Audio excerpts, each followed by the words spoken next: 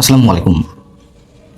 এদেশে সার্কাসের তো অভাব নেই, আমরা প্রতিনিয়ত সার্কাস দেখছি। নতুন এক সার্কাস শুরু হয়েছে। ডক্টর ইউনূস সরকারের যে উপদেষ্টারা ছিলেন তাদের অনেকেই এখন একে একে গণমাধ্যমের সামনে নিজেদের পক্ষে সাফাই গাইছেন। জনরোষ থেকে বাঁচতে কোথায় কোথায় তাদের সীমাবদ্ধতা ছিল ডক্টর ইউনূস সরকারের সময় সেগুলো স্মরণ করিয়ে দিচ্ছেন। ডক্টর ইউনূস সরকারের বিভিন্ন অপকর্ম সম্পর্কে তারা নিজেরাই এখন সমালোচনা করছেন। সেই সার্কাসের ধারাবাহিকতায় এখন আমাদের সামনে উপস্থিত হয়েছেন ডক্টর ইউনূস সরকারের সময় মৎস্য এবং প্রাণী সম্পদ মন্ত্রণালয়ের উপদেষ্টা হিসেবে কাজ করা ফরিদা আক্তার।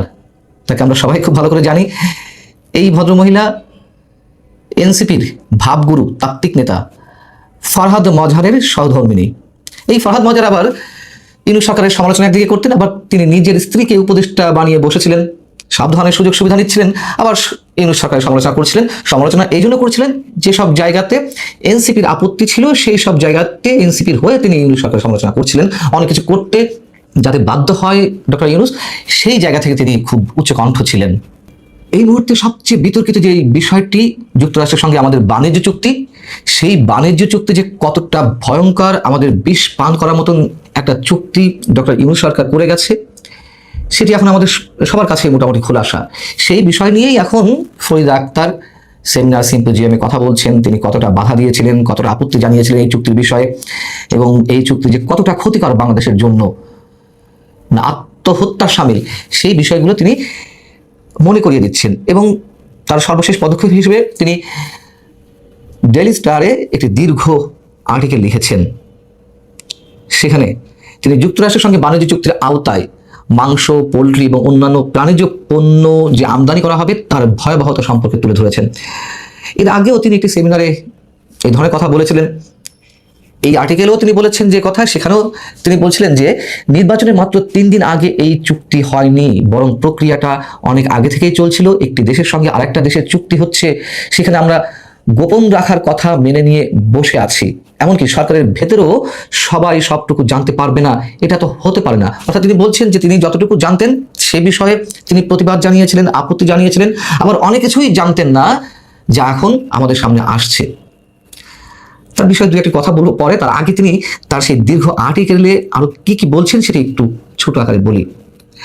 তিনি এই কথাও মনে করিয়ে দিয়েছেন যে 2025 সালের জুনে ইউনূস সরকারের বাণিজ্য মন্ত্রণালয়, তার যে মন্ত্রণালয় অর্থাৎ ফরিদা আক্তারের মৎস্য প্রাণী সম্পদ মন্ত্রণালয়ের সঙ্গে যোগাযোগ করে যে যুক্তরাষ্ট্র থেকে মাংস, পোলট্রি, বাচ্চা, ক্যাটফিশ এবং নারী ভুঁড়ি আমদানি করা হবে সে বিষয়ে অনুমোদন প্রয়োজন। কিন্তু এসব পণ্য আমদানির ক্ষেত্রে দেশের জনস্বাস্থ্য ও প্রাণী স্বাস্থ্যের ঝুঁকি, বিশেষ করে জেনেটিক রোগের সম্ভাবনা যাচাইয়ের প্রয়োজনীয়তার কথা তুলে ধরা হয় তার পক্ষ থেকে, এবং তিনি এসবে আপত্তি জানান।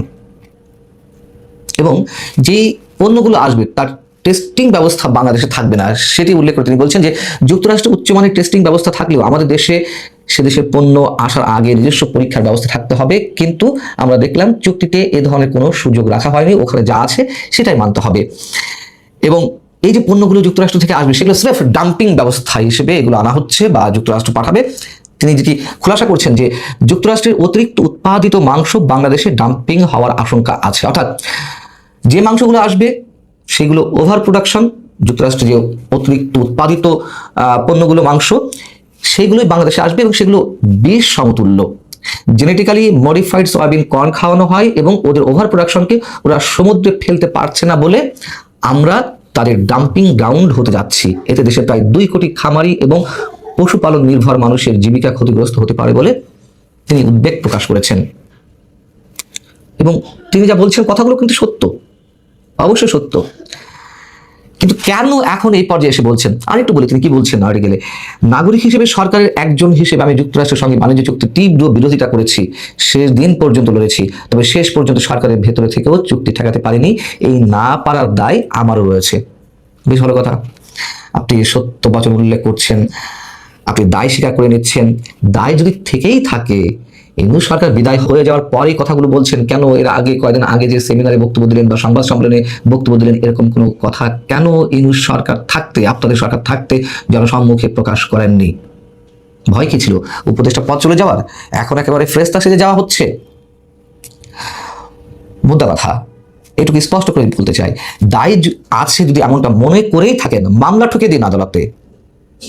আপনার নিজের সরকারের বিরুদ্ধে মামলা করুন, ডক্টর ইউনূসের বিরুদ্ধে মামলা করুন এবং সেই মামলার রাজসাক্ষী হন। দেখি তো কতটা দেশপ্রেম আপনাদের মধ্যে রয়েছে। তিনি আবার করণীয় সম্পর্কে বলে দিচ্ছেন যে যুক্তরাষ্ট্রের সঙ্গে এই ধরনের পারস্পরিক বাণিজ্য চুক্তি 9টি দেশের সঙ্গে হয়েছে, তার মধ্যে একটি মালয়েশিয়া। এই মালয়েশিয়া 2026 সালের 15ই মার্চই তারা এই চুক্তি থেকে সরে আসে, চুক্তিকে অকার্যকর ঘোষণা করে। এই ঘটনা বাংলাদেশকে চুক্তিটি সম্পর্কে পুনর্মূল্যায়ন করতে অথবা মালয়েশিয়ার সিদ্ধান্ত অনুসরণ করতে সরকারকে উদ্বুদ্ধ করবে। আরে বাবা, সরকার কি করছে না করছে আমরা দেখছি। সেই সরকার মানে বর্তমান বিএনপি সরকার যাতে এই ধরনের চুক্তি বাস্তবায়নের পথটি অব্যাহত না রাখে তার জন্য উদ্যোগী হন, আরো উচ্চকণ্ঠ হন। কে মানা করেছে? পীর বাঁচাতে, জনরোষ থেকে পীর বাঁচাতে এখন বড় বড় কথা বলছেন। এর আগেও দু এক উপদেষ্টা এরকম গণমাধ্যমের সামনে এসে বড় বড় কথা বলেছেন, আমাদের এই সীমাবদ্ধতা ছিল, আমাদের এই লিমিটেশনস ছিল, আমরা সব জায়গায় ঢুকতে পারিনি, কিচেন ক্যাবিনেট ছিল, আমাদের সঙ্গে পরামর্শ করা হয়নি, ইত্যাদি ইত্যাদি। এখন আপনার আবার পণ্ডিত তাত্ত্বিক ফরহাদ মজহারের সহধর্মিণী হয়ে আপনি সত্য বচন আমাদের সামনে তুলে ধরছেন, সরকারকে রিভিউ করতে বলছেন। সরকার কি করবে? অবশ্যই সেটি সরকার সিদ্ধান্ত নেবে। অবশ্যই সরকারের যে সিদ্ধান্ত আমরা এখনো পর্যন্ত দেখতে পাচ্ছি, আমরা অবশ্যই এগুলো মেনে নেওয়ার পক্ষে নই। কিন্তু একজন দায়িত্বশীল মানুষ হিসেবে সেই ডক্টর ইউনূস সরকারের যে প্রশাসন, একজন কর্তা ব্যক্তি হিসেবে আপনি সরকারের উপরে চাপ প্রয়োগ করুন, নিজের জায়গা থেকে উদ্যোগী হন। আরো কত ধরনের চাপ প্রয়োগ করা যায়, শুধুমাত্র কথাবার্তা বললেই তো হবে না। এবং ফরিদা আক্তারের কথা যদি সত্য হয়ে থাকে যে উপদেষ্টা পরিষদের কেউ আপত্তি জানিয়েছিল, তীব্র প্রতিবাদ জানিয়েছিল, যদি তাই হয়ে থাকে তাহলে এই চুক্তিটি আসলে কার উদ্যোগে হয়েছে এখন মোটামুটি স্পষ্ট।